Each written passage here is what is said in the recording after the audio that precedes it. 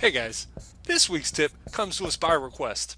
Customer asked, can you give us a few tips, few pointers on how to create those customer display ads that I see all the time at the end of the registers? You know, those extra LCDs you guys put in. I said, heck yeah, we can do that.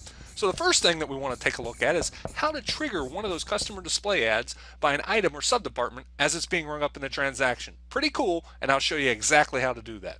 Now the second one is a little bit different, but we want to be able to create an ad based on the markdown price that we've already set up in the system. So yeah, I'll show you how to do that too. Some good tools there. And then last but not least, the customers asked, you travel all over the darn place, and we know you see some pretty cool stuff on how others use customer displays. Can you give us a few ideas? Well, sure, why not? That's what we're here for. So let's hop in. Okay, so the first thing we want to do is show you an example of what we're going to be creating today. Now you're going to have to work with me a little bit here because I only have one screen here, so we have to show them side by side. Over here to the right is a typical POS screen that you've seen in other videos. Over here to the left is a customer display screen that will be sitting down at the end of the lane, so as we ring up items, the customer can see what's being rung up on the order. So in my example, the first one at least that we're going to do today, I'm going to scan a national brand of barbecue sauce, and when that item is scanned, over here on the customer display, I'm going to display an ad for my in-store brand, the one I make more money on. So I'll show you an example. I got to kind of fake it a little bit here and go into my flip charts.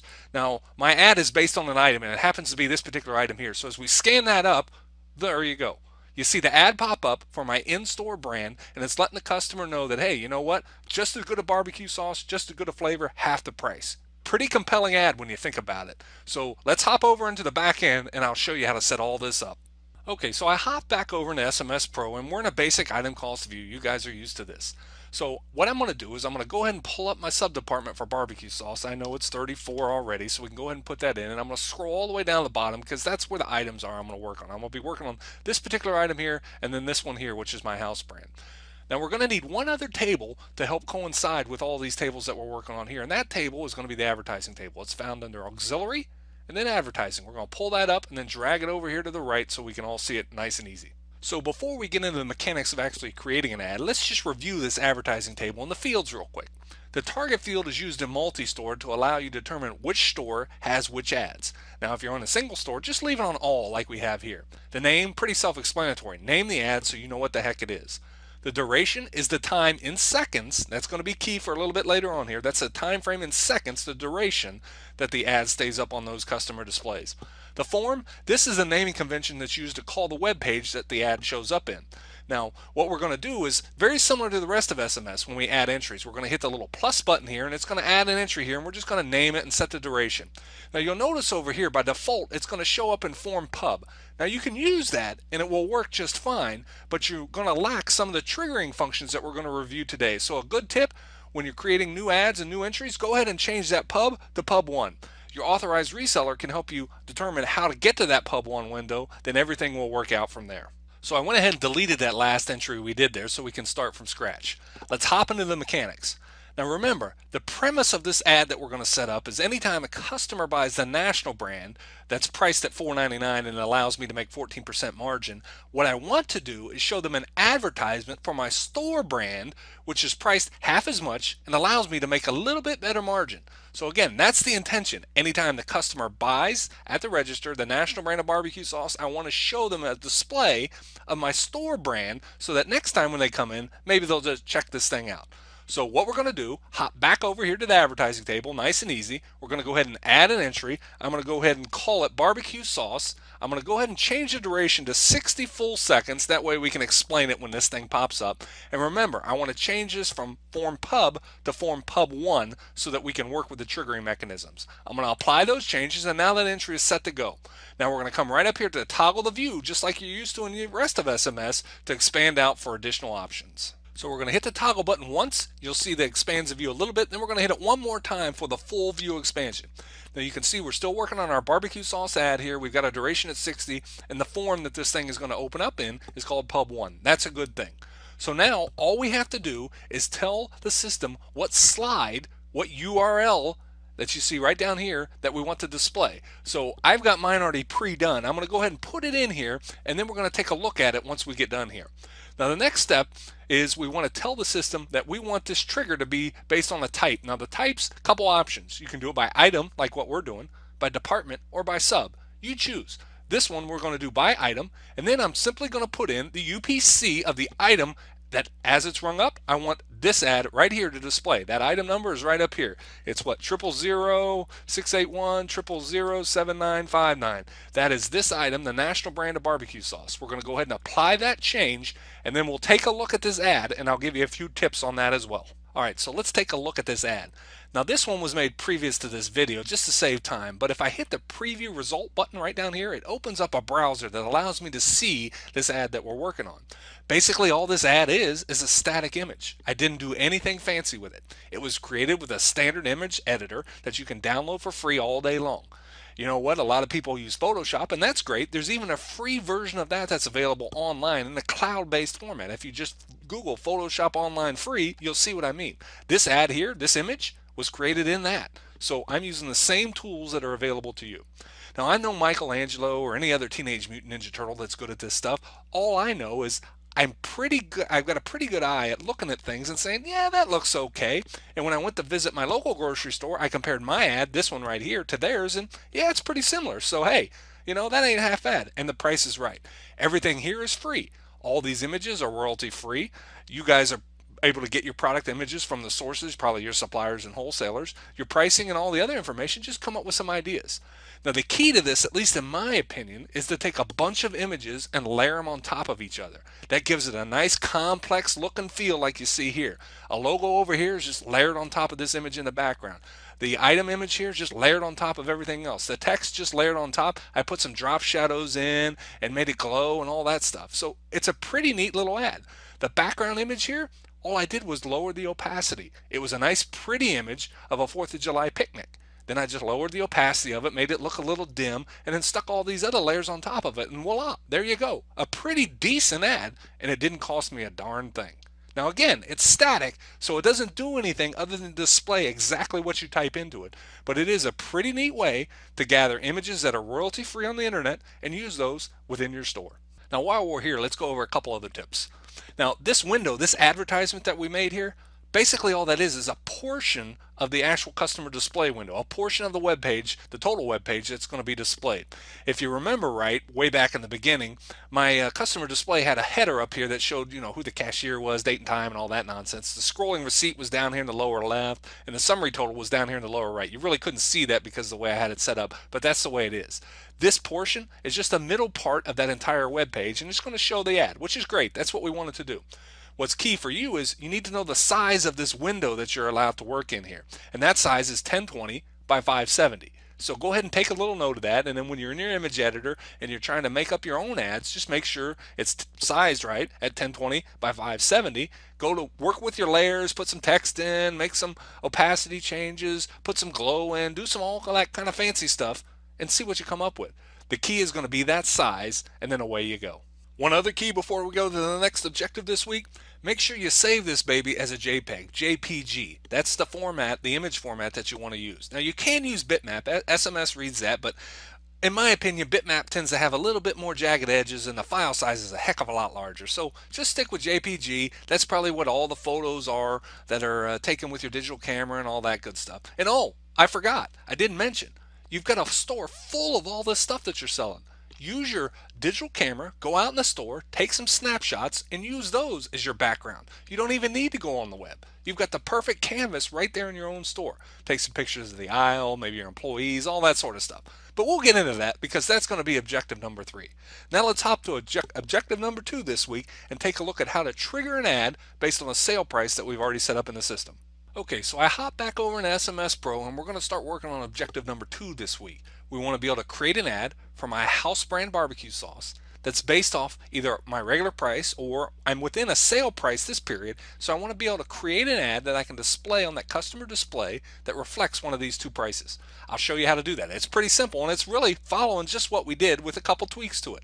We're going to come over to advertising window. We're going to hit plus for a new entry. I'm going to go ahead and paste in the thing that I want to name this, barbecue sauce sale in this case.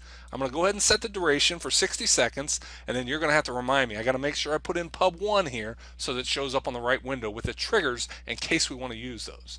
Now just like before, we're going to expand the view, couple clicks here, and we're right back to where we were. Okay, so instead of pasting in a slide URL here like we did before, we're going to go ahead and create this on the fly. Now this is pretty cool because anybody can do this. You just need to work within the template. So to do that, we're just going to come right down here to generate from template. We're going to double click in this field and a little drop down window is going to pop up here, and this is the template that's provided with SMS.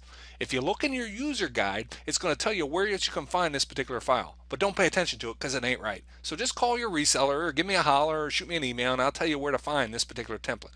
We're going to select it, and then from there all we have to do is select what price range. We're going to come back to this a couple times, so I'm just going to do retail now to start.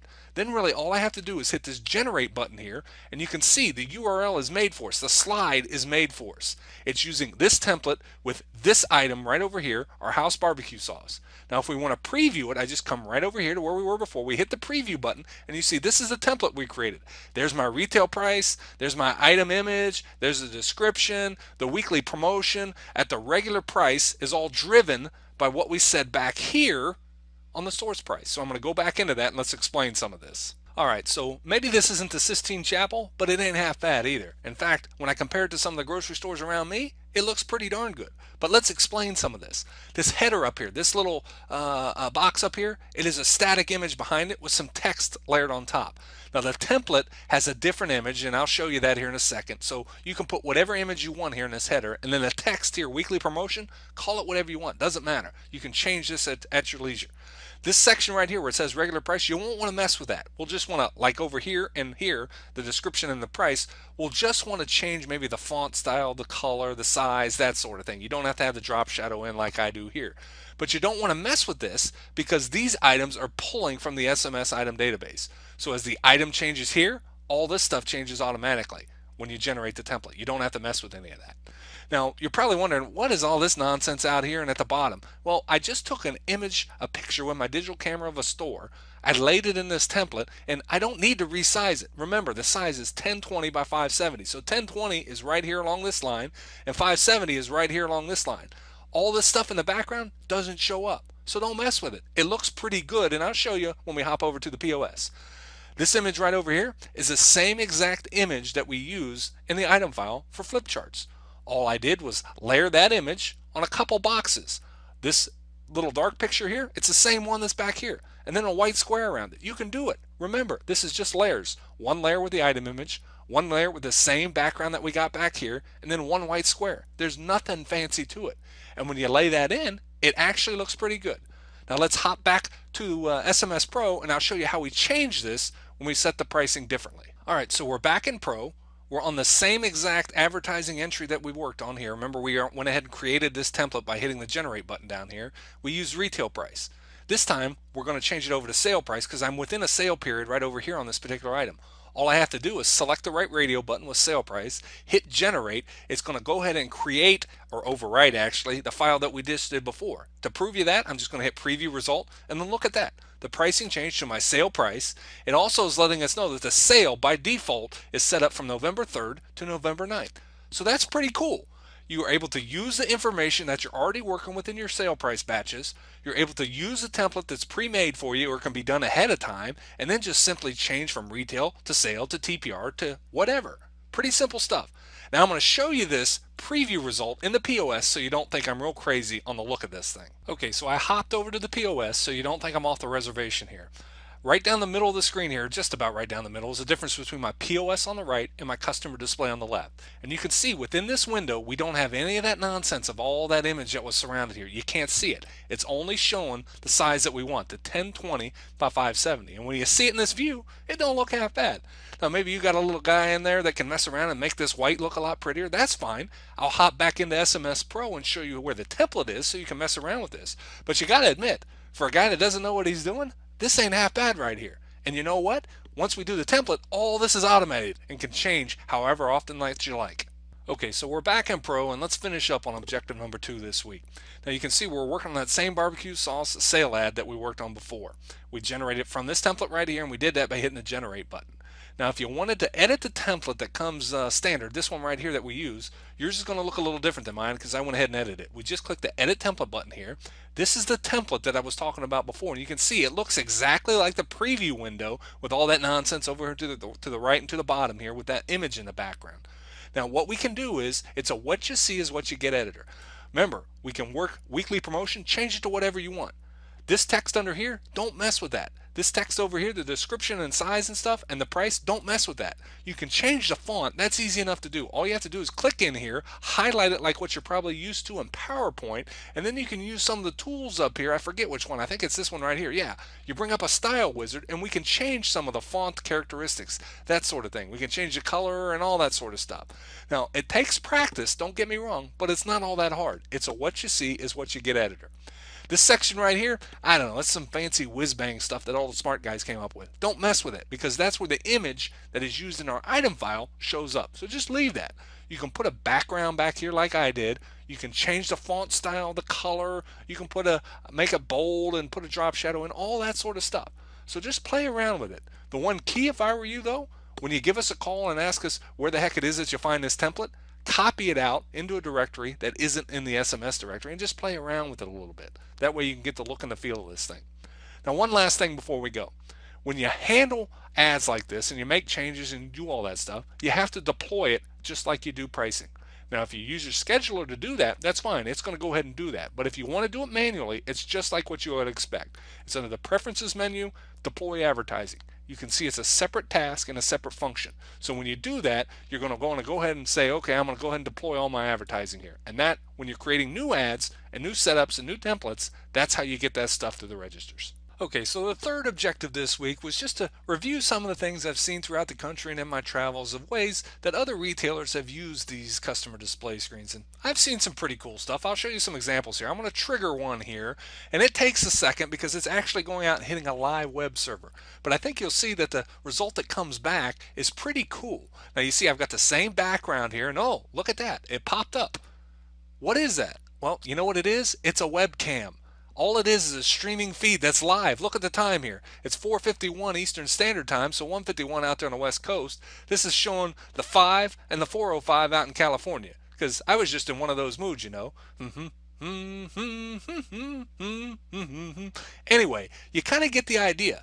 Because SMS is web-based, it's using HTML technology. We can do cool stuff like this. And if you got a geek on staff, they probably know how to get rid of this player look right down here.